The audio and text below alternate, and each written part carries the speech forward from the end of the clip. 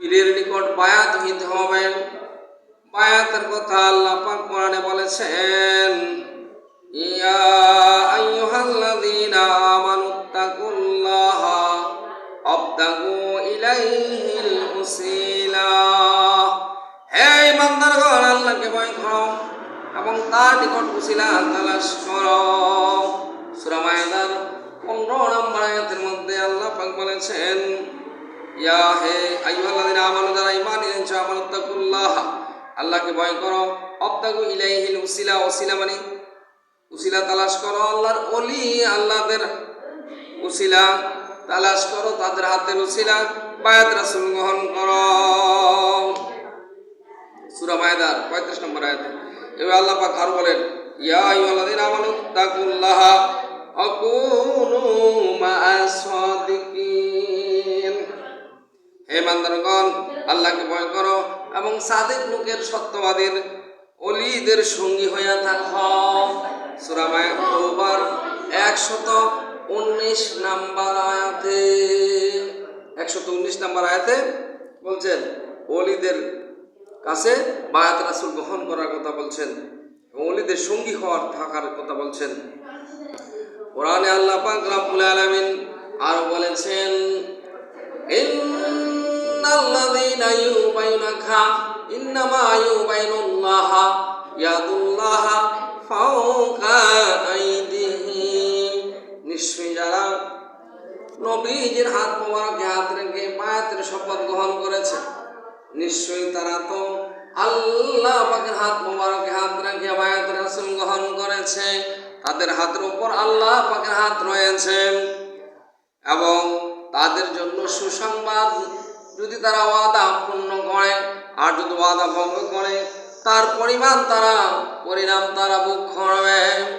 সূরা ফাতহ আয়াত নাম্বার 10।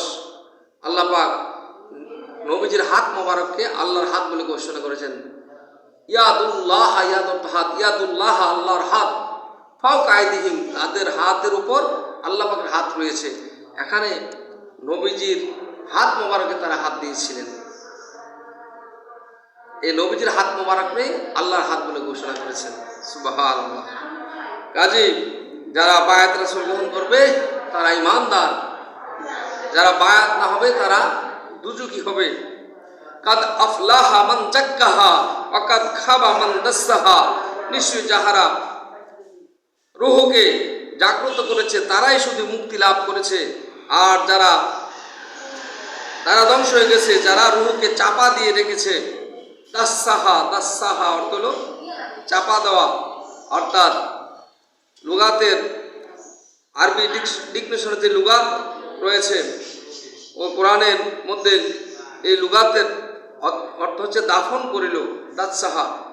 তাহলে রূহকে দাফন করা মানে নিশ্চয়ই ধ্বংস হয়ে যাওয়া, অর্থাৎ সাত জমিনে দাফন হয়ে যাবে। সূরা শামস আয়াত নাম্বার 10।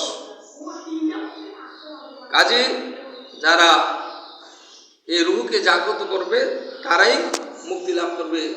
একমাত্র জিন যাদের কাল জিকিরের দ্বারা জিন্দা করেছে আর যারা আল্লাহর স্মরণ থেকে বিরত রয়েছে তারাই কি দাফন হয়ে যাবে। কদ আফলাহা মান যাক্কাহা, যারা কি করবে, রূহকে জাগ্রত করবে। রূহকে জাগ্রত করতে হলে জিকিরের মাধ্যমে, পীর মুর্শিদের হাতে বায়াত রাসূল গ্রহণ করে, মুর্শিদ সুরত খেয়াল করে কালবে ঝরক দিয়ে যারা জিকির করবে, কলব যাদের জারি হবে তারা কি জিন্দা জাগ্রত করবে। রূহকে জিন্দা করা, দিলকে জিন্দা করা, আত্মশুদ্ধি করা। অকাদ খাবা মান দাসসাহা, এবং যারা জিকির থেকে গাফিল থাকবে তারা কি দাফন হয়ে যাবে। যারা রূহকে জাগ্রত করতে পারবে না, অপবিত্র নফস, অপবিত্র আত্মা কি সফলকামী হতে পারবে না, বিফল হয়ে যাবে। আল্লাহ পাক সকলকে বুঝার তৌফিক দান করুক, আমিন।